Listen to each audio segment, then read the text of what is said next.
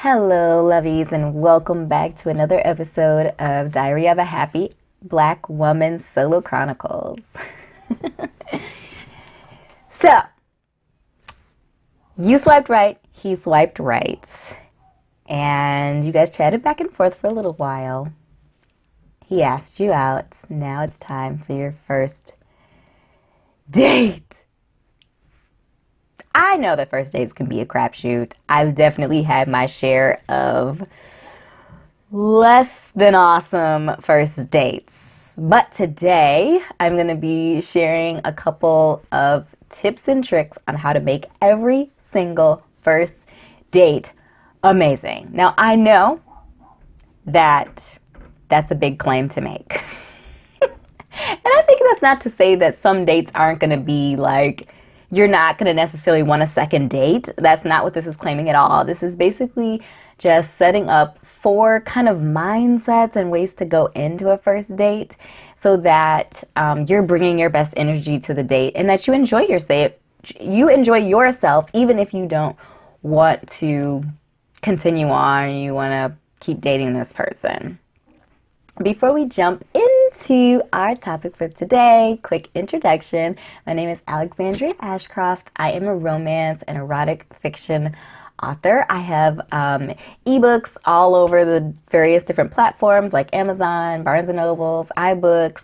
I publish to the Radish Fiction app as well as drafts of my content to Wattpad for free. So make sure you check out my website. I have links to all of my content there. Sign up for my email list if you're interested in keeping up with me and knowing what's going on.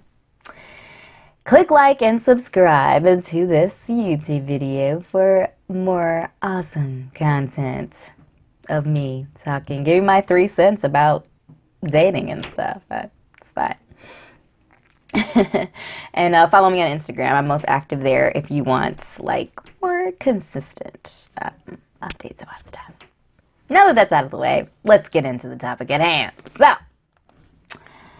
I have, how to have a good first date every single time. Again, this is about your mindset going into the date and really just kind of setting the tone for the date. Not necessarily that every date's going to be great and you're going to want to see this person again. This really doesn't have anything to do with the actual meat of the date.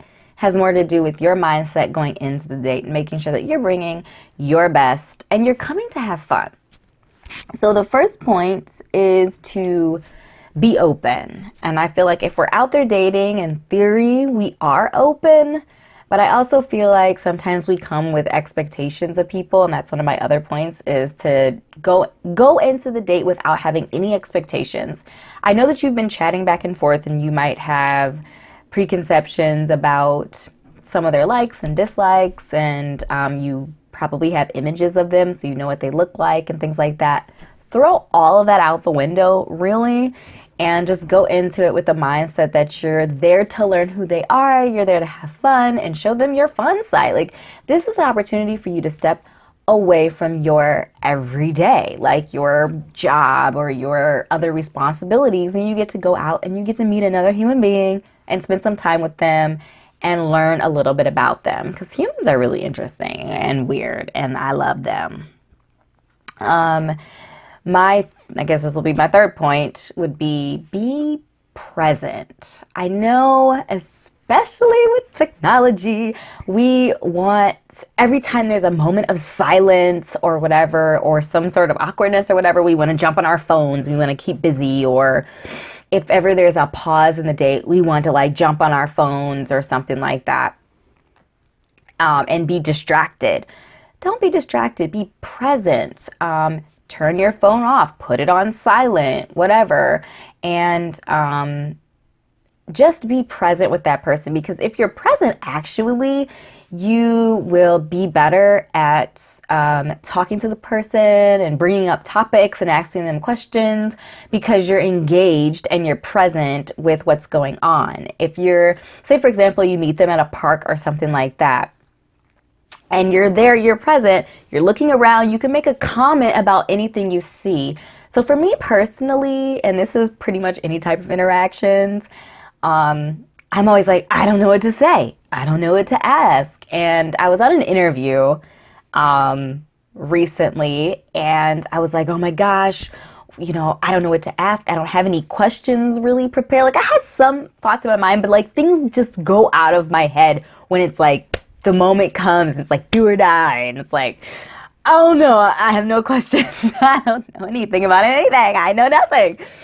And I feel like you might have a similar thing. I feel like it's just nerves for me. So a lot of times I just take a deep breath, blow out your breath, and just kind of relax. Am I centered? Okay, yeah. And take a deep breath and relax, and then be present. Listen to what the other person is saying. Pay attention to the things around you. And then you can pull, like, that's kind of like if you were a stand-up comedian, that's your content. That's what you pull from. You pull from the things around you. You pull from what they're saying to you. And then also, like, and I think this is the fourth point, but ask them questions about things that you also are interested in. You're just trying to find points of commonality and places where you guys can, like, bond. So this might be something that you guys have discussed through messaging before, but maybe you take a deeper dive. For example, if they're like, yeah, I like music, what kind of music you like? Well, I like country music or whatever. And now this could be the time where you maybe dive a little bit deeper into the types of country artists or whatever that they listen to and the different songs and whatever, and just kind of like have fun with it. And, I mean, I'm not the best singer in the world, but I will definitely break out into a song if I know it and have a little fun with it. I mean, I think it's good to have a little bit of fun. And also for first dates, what's also really great is to do something for the date. Like, do something. Hold on. My face is leaking. Do something for the date active. So I did mini golfing. You can do bowling. They're public places, and you're moving around and you're actively doing things. And I think that also helps you not have to always be thinking of things to say because you're doing things. And then that's also gives you something to talk about. For example, I went mini golfing. I'm actually not very great at mini golfing. So the person I went on the date with, he chose to do mini golfing. And it was kind of funny because it wasn't his best mini golfing day, according to him. And I don't know, we just kind of like laughed about it. And I'm like, well, I'm crappy too, so we'll be just fine. And I think I ended up actually beating him because he was just like playing really bad that day. But I don't know if he was nervous or whatever. But I don't know, it was just kind of fun because, if you ever, like, points of silence or breaks in the conversation were normal and okay and regular. And I know right now we're in quarantine, so there might be limitations there, but I'm just saying when things pick up and life goes back to the way that it was before, just doing things like bowling. Again, I'm not great at bowling, but I'm always down to like do something. Like, yeah, let's go out, let's do something. That sounds fun. And you also kind of get to see a different side of them too, especially if you're doing something kind of competitive. Then you kind of get to see like how they compete. Like, are they sore losers? Do they have to win? Or are they like cheering you on as you go? Are they trying to beat themselves more than they're trying to beat you? Are they trying to impress you? I mean, there's so many things that you can learn by doing something physical on your first date. Not physical like that. No. To each his own, do what you want, but I'm just saying that my point was that doing something fun and athletic and stuff like that. So anyway, I think those things also give you the opportunity to talk a little bit as well, but it takes a little bit of the pressure off, and you're having fun. You're doing something fun, golfing or bowling, or I guess you can go skating or something. I've never done that before, but I can see myself acting a complete fool, looking a complete fool, because it's been a very long time since I went skating. But anyway, could be fun. And I think, yes, so my final point, and I guess this is the fourth point, is to enjoy yourself. Have fun. And I know I've mentioned this potentially in another video, but sometimes we're too serious on dates. We're too busy trying to get to the end goal of a relationship, i.e. a husband, a family, whatever, that we miss the actual process and the journey and enjoying it and having fun. Like, if you're really looking for a lifetime partner, like, you're gonna have to deal with this person for many, many, many years. So make sure that you like them and that you're actually going to be able to enjoy life with them. And I think a part of that is having fun and just showing your fun side and being engaged and being present and letting them know that when I'm spending time with you, or like you're saying that to them, like when you're with them, they know that you're with them and you're present and you're having fun and you're engaged.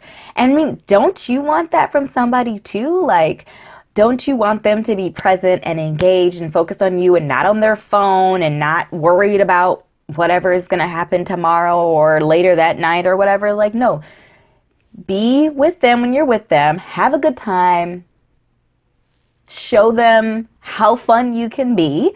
And I feel like if you're having a good time and you're fun, even if the situation isn't awesome or you're not vibing with the person like that, and even if you don't want another date, I feel like you're going to walk away with being like, that wasn't a complete waste of my time. Because I've definitely been on dates where it's like, that was a complete waste of my life. I want it back. Give me the time back. Of course, you can't get the time back. But you can choose to have a good time and enjoy yourself and, just be living your best life and letting that be just a part of your life. Just a moment, and this is an activity that I'm doing right now with this person, and I'm present and I'm having fun and enjoying it.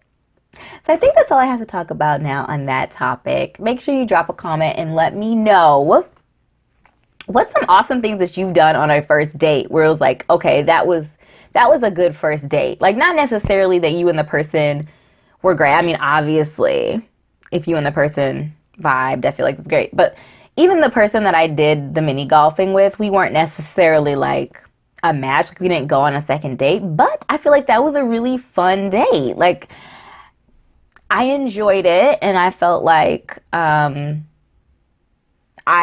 liked the physical activity. I felt like that just made the first date jitters or whatever a little bit more mellow. Now, mini golfing, it is a time commitment. That's another thing to kind of keep in mind as well. Maybe try to do something that's a little more compact when it comes to time. But yeah, I think that's all I have. Let me know in the comments if you have anything to add to the conversation, and I will see you in the next video. Bye.